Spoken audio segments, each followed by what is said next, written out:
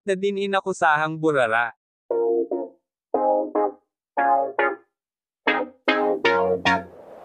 Sa kanyang Instagram, ibinahagi ni Nadine Lustre ang litrato ng kanyang hand carry bag at luggage na nakapatong sa kanyang kama.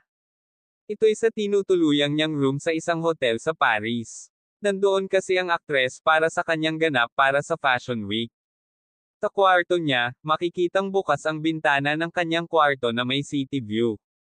Hindi naman nakaligtas sa mga mata ng mga nagmamoldita ang kanyang ang gusot ang bedsheets na nandoon ang kanyang bag at luggage.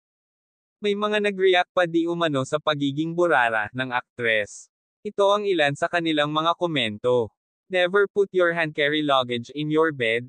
Ay sus, nilagay para picturean at i-post sa IG. No masama doon. For sure she did that on the last day. Check out. Good for her, no offense meant just concern. Girl, careful ka dyan. Ang bedbugs, mami, hindi ba madumi yung luggage pinatong mo sa bed? Be safe and away from bedbugs lol. Luggage is dirty. Don't put it on your bed.